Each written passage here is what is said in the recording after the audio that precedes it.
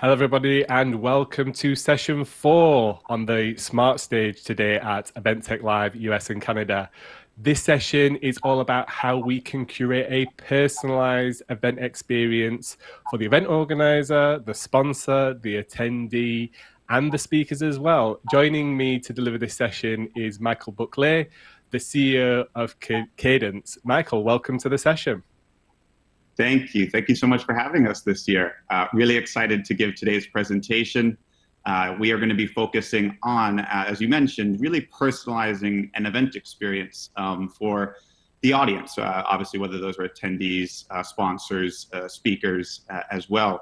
Well, a few reasons why this is so important to us in particular is if you think about any technology out there today, when you first kind of open that platform, it's almost always personalized or curated in some manner. But I think a lot of us that attend events, especially like when you just, let's just say you open up the landing page or the lobby of the event, it tends to be the same exact experience for everyone.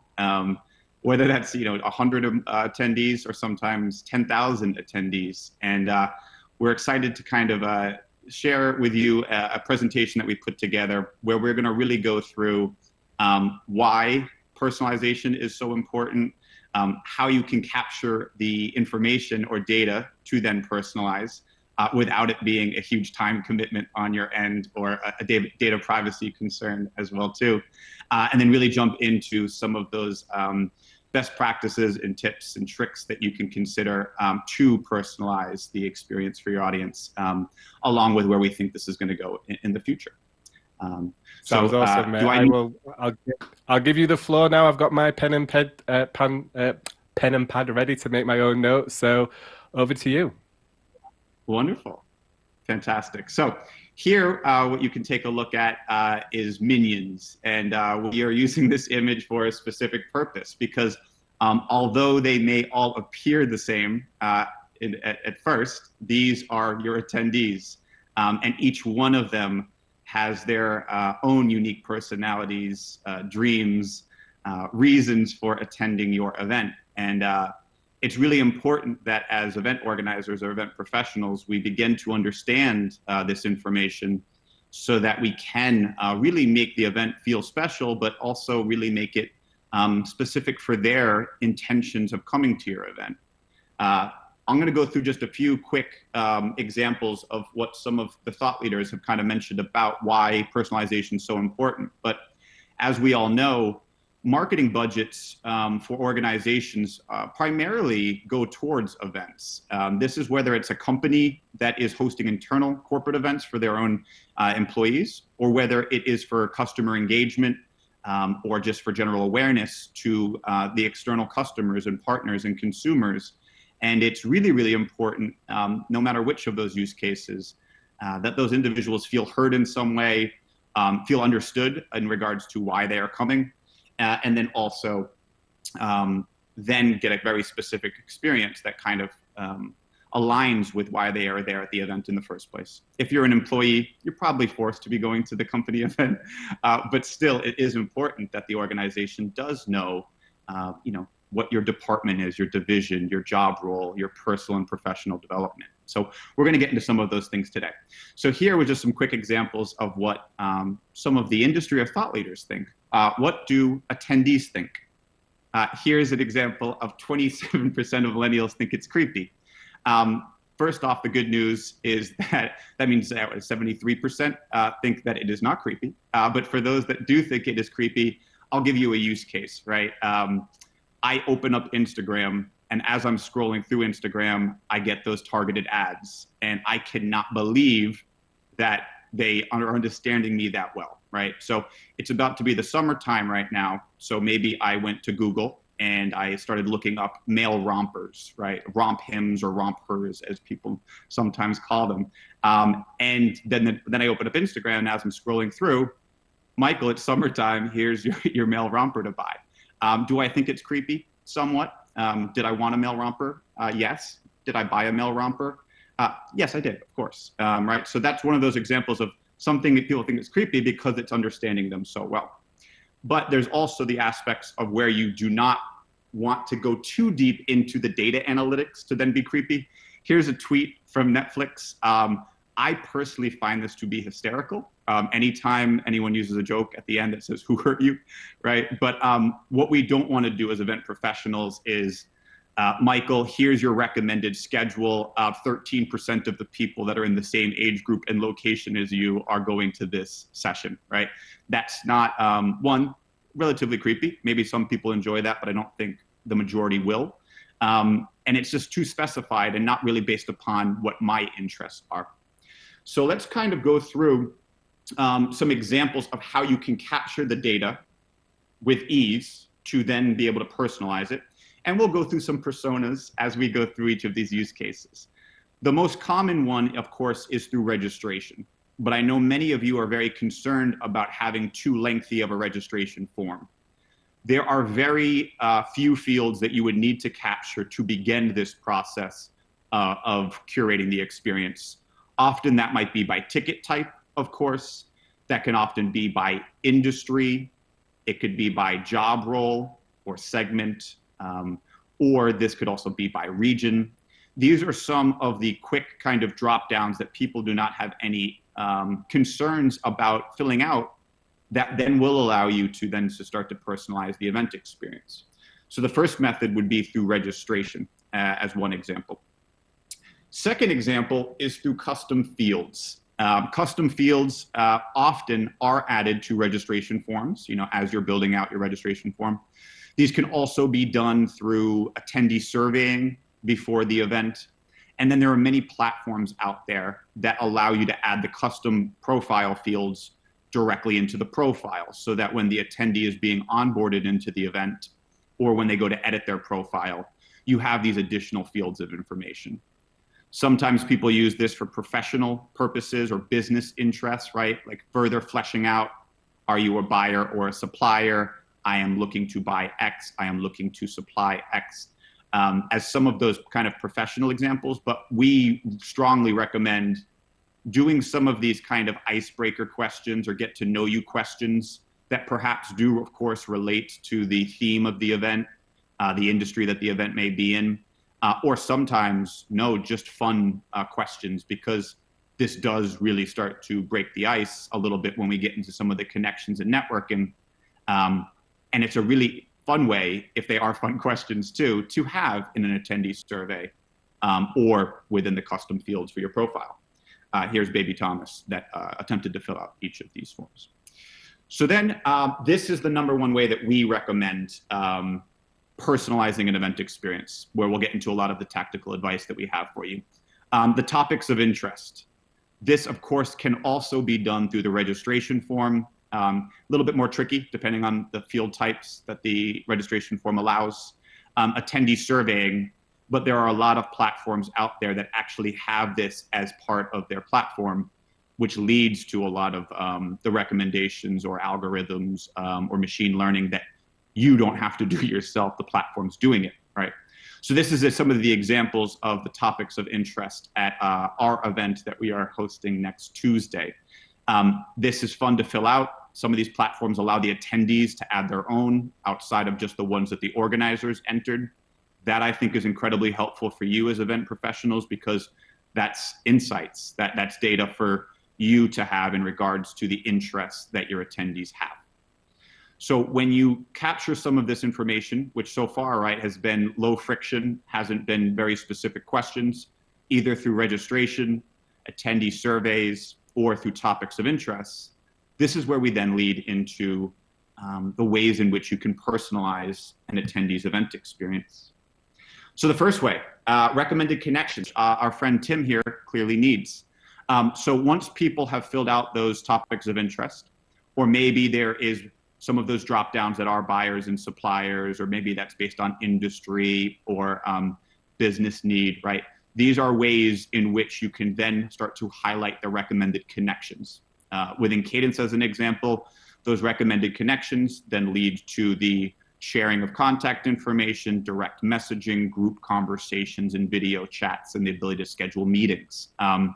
This is something that doesn't require any setup for event organizers, and then really starts to facilitate conversation and networking and connections based purely on a simple registration form or the topics of interest that you've populated or that you've allowed your attendees to populate.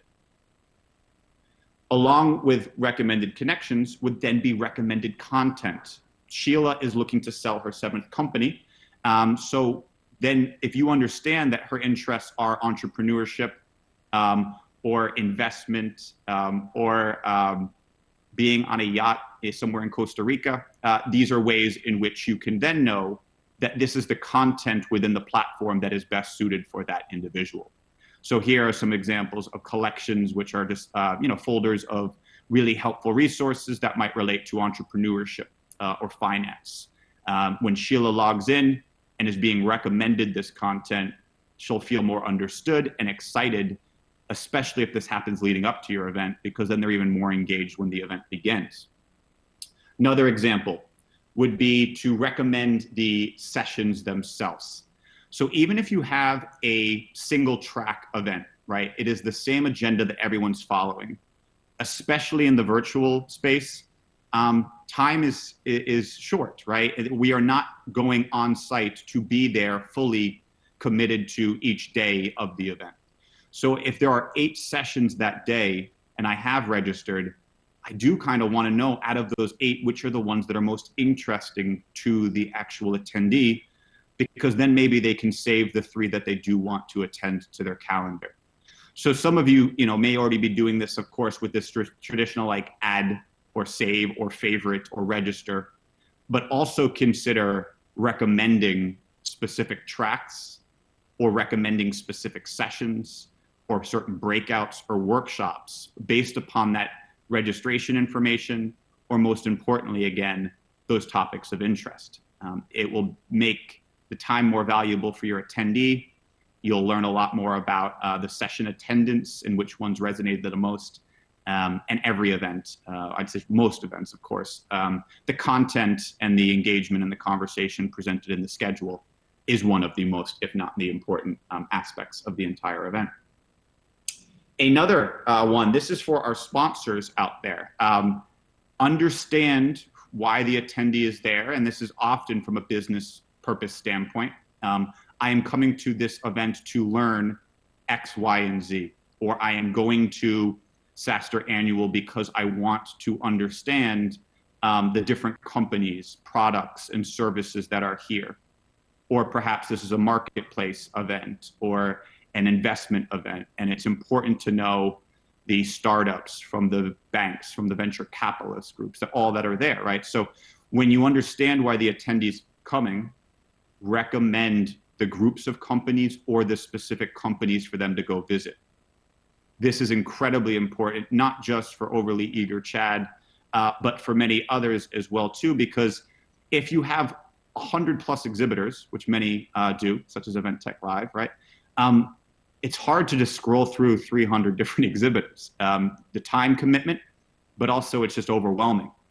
But if you recommend the ones that perhaps they should go to visit, instead of the exhibitor themselves just having like 500 people come visit their booth, any of those 500 are qualified leads, let's say 10, I'd rather have 50 people come to my booth and 25 are qualified leads, right? And that's where being able to recommend the companies to the actual attendees, but also recommending the attendees to the companies. And I know that one's a little bit more complex of a time commitment on the event organizer's side, but there are platforms out there that are doing a great job of having that easy process to set up, to then take all that legwork off of your end to then start to really recommend the experience for the attendees and then also for the companies.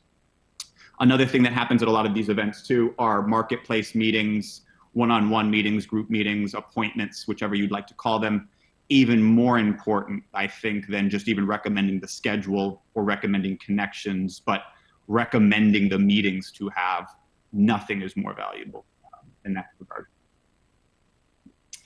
Another example would be recommending the groups and the conversations. So a lot of times you see these wonderful platforms out there, or the ways that you structure or organize your own events.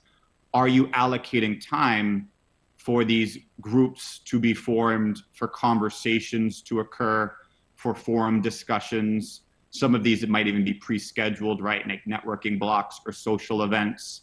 But again, it's really nice if this can be kind of handled for you, where the attendee, based upon their registration information, based upon global region or country or industry, or even more importantly, those topics of interest. I'm interested in meditation, health and wellness. I'm interested in outbound marketing, inbound marketing, hybrid events, right? Whatever these topics are, automatically have the groups for those and the conversation ability, and perhaps you're also scheduling those based upon the topics of interest you capture in registration or through attendee surveying. Use that information to actually create it for your event and consider scheduling that specific time for the networking or the social events as well too, which Beans, of course, very much appreciates here. This is probably the number one thing, kind of how I wanted to, how I began as an attendee, especially in the virtual space, right? A lot of people join the event 5 minutes before, 10 minutes before, 30 minutes before.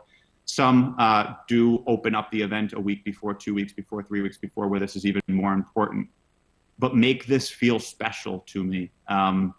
One, even outside of the personalization, this is a separate topic I'm really, really passionate about, but events have been losing a lot of the energy or the excitement when they're not in person, because when it's in person, you can convey so much of a sensory experience that creates emotions or energy, that creates memories after the event, because you have more control over the lighting, the sound, the food, right? Obviously some of the senses.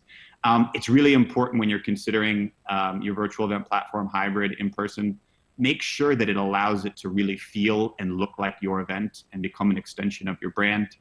But additionally, on top of that, the first thing that your attendees see, one, should feel and look like your event, but two, should be personalized to them.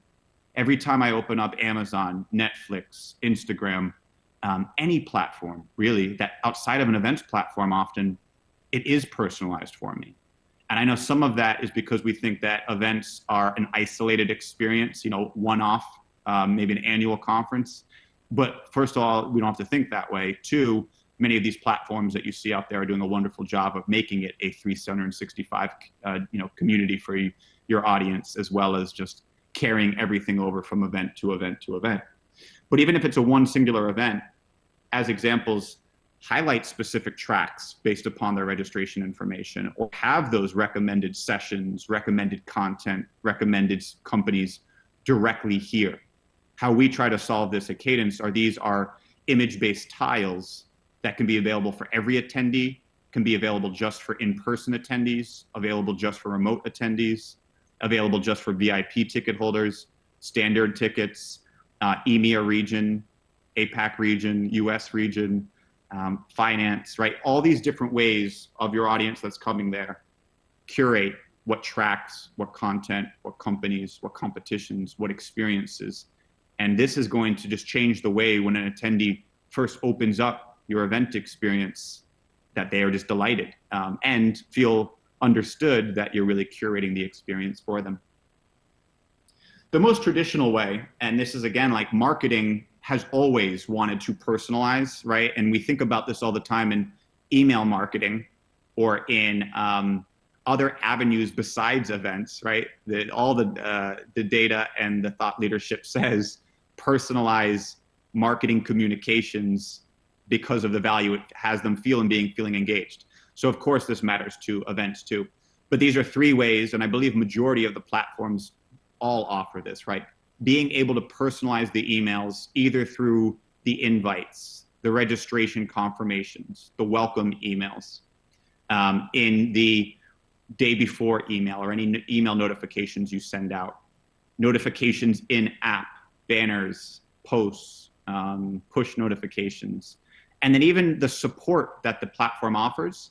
For instance, we utilize Intercom at Cadence, where Intercom's, the entire aspect of it is to personalize support. And all of those make small little differences in first name, last name, title, ticket type, registration group, topics of interest, right? All of these merge fields that there's default templates. So again, it's very, very low kind of time commitment on your guys' end to be able to leverage a lot of these that then really create that experience for the attendee. So here's just an example of sending out an email template for that you can just create on the fly, such as a welcome email. The next one would be, where do we think it's going to go in the future? I do think it will go down that creepy route to a little bit of understanding behavior. But I think this more of, I might say that I have interest in this topic, right? But as an end user, based upon the actual sessions I attend, the conversations I join, the people I connect with, that might actually be counterintuitive to what I said I was interested in, right? And that's why it is important to understand behavior a little bit more. What did the audience consume within your event? And understanding that and reporting and analytics will then allow you to, one, just further improve each event that you put on, but two, start to use some of that learned behavior to personalize or curate the experience. I think augmented reality will be a huge component of personalization, because you'll be able to leverage the things that we've gone over today, but with a heightened sensory experience of, I open my app to scan the in-person area, or I have my glasses on, right? And it is telling me, there's your connection, Seth, by the bar. You guys connected over cocktails, right? That's personalization that's going to really resonate with me and speak with me. So that kind of stuff, I think, will be a really unique experience that will kind of really heighten the personalization. And then itineraries, especially as we go back to in-person and hybrid events. We were about to launch this in April 2020. Amazing product roadmap job by us to kind of launch it about a month after the world of events changed. But being able to, again, on that home screen, especially on the app side, here's your flight, here's your hotel, here's your ground transportation, and not just purely listing that information-wise, but analyzing that information for putting it into the schedule automatically for the attendees, recommended notifications, travel recommendations based upon that itinerary. It could be things that people ordered for lunch. Everyone loves food, of course. You know, I think that's what we miss to a degree the most about in-person events is that there's the per diem and the free food. So I do think that this is going to be a huge component of the personalization. And then lastly, for anyone that is joined and enjoyed today's presentation or has taken a look at the Cadence platform, either through EventTech Live exhibitor area, two things we really want to highlight for you guys. One, on the left, being part of our referral and partnerships program, being able to earn up to 15% of all event licensing for any customer or client that we partner together on. And then we are hosting our first ever consumer event for the world next Tuesday at 11 a.m. Eastern. So this is where you can do your QR code scanning. It is going to be very uniquely Cadence, and it is focused entirely on the collective industry of event organizers, planners, producers, speakers, agencies, experiential agencies, and our journey over the last 18 months to get to where we are today, what we've learned, the successes, understanding each of our perspectives to gain a little bit of learned empathy and understanding, and then what we're most excited about for the remainder of this year and events in the future. There's going to be a lot of laughter, a lot of humor, a lot of tears, a lot of emotions, a lot of education and insights. So it's going to be a great time. So I really hope to see you guys there. And then I think we might have some questions that we can jump to. Great presentation, Michael. I think you really broke down kind of some of the actionable things that we can do to personalize the event experience for all the stakeholders really, really well there. I've got a question for you personally. Great. What do you think the main challenges are to planners and organizers personalizing the event at the moment? You know, we've got the attendees, we've got the opportunity to ask them the questions, and now we have platforms like Cadence and others out there that can help us do that. So what do you think the main challenge is to kind of actually taking that step to personalizing the experience for everybody involved? Yeah, a wonderful question. And my honest answer is I think it's just our own inner critic or defense mechanism, right? It's like, I know everyone tells me drink like 12 ounces of water every hour, right? Or go to the gym every day or eat healthy, right? And like, I know these things, right? But then there could be sometimes, well, I don't have the time, I'm too busy, or there's prioritizations, right? And I think I've experienced this myself when I really wanted to start getting into event personalization. And sometimes I don't always have that time, but most of the time it's I'm under budget. I don't have enough time. It's going to be a lot of work, right? And then when I actually sit down to do it, one, I sometimes get mad at myself because I'm like, well, that was really easy to pour a 12-ounce glass of water and drink it.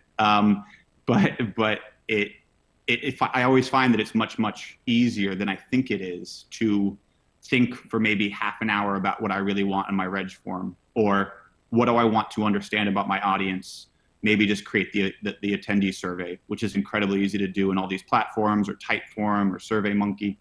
And then I find that the topics of interest I love, even if I'm not adding them myself, I love enabling them for attendees to add themselves, because I love to see the clear stuff, right? And then the really unique stuff that are really pertinent to the audience that we invite to an event.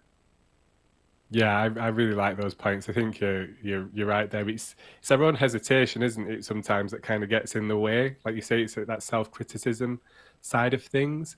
Um, you also made a really good point, and you used the word creepy around personalization. You know, there's this fear, I think, from a lot of people now, especially with when it comes to technology, of platforms and things knowing a little bit too much about us. A little bit, it kind of puts some people out of their comfort zone. Do you think there's a strategy there that we can use as event organizers to allow the attendees to feel comfortable about them helping us with information so that we can personalize their journey? Is there any messaging or anything, any tactics there that we can use to help them feel comfortable? Yeah, well, that's a great question too. And at first, I would say that I'm the worst person to ask that, because I'm of the mindset of like, know every single thing about me, if it makes my life a little bit better, right? Like, even if Alexa was like, "This was your dream last night, Michael. This is what you should buy." I'm like, "All right, thanks, Alexa." But what I think for others, in regards to kind of breaking down that barrier of concern over like data privacy, or asking questions that may seem like you want to ask them, but it feels like maybe it's going too far with the audience. A lot of these platforms, when you do registration or surveys, allow you to do conditional logic. So I would maybe do a little bit of A/B testing, if you will. Ask the audience if they'd like to provide a little bit more information to have a more personalized experience. And the people that don't want to, even simpler registration. The people that do want to will, and I've got the best of both worlds. Yeah, it's a really interesting point. I think my final point, and before we wrap up, Michael, is I'm like you. I want my experience to be almost planned out and organized for me in some way. And, you know, that's the life of luxury, isn't it? You know, when you book a hotel, you want somebody to book your hotel, your flight, your accommodation, your restaurants, and all this kind of thing. But then when it comes to sometimes event content, it's slightly different. Well, Michael, thank you very much for breaking that down for us. You did an excellent job. Anybody watching that wants to connect up with Michael, please do so through the platform. I'm sure he's happy to connect up with you and tell you all about how Cadence can help you personalize the event and attendee journey as well. And for all the attendees that are watching, we'll see you in the next session. Thank you, everyone. Bye.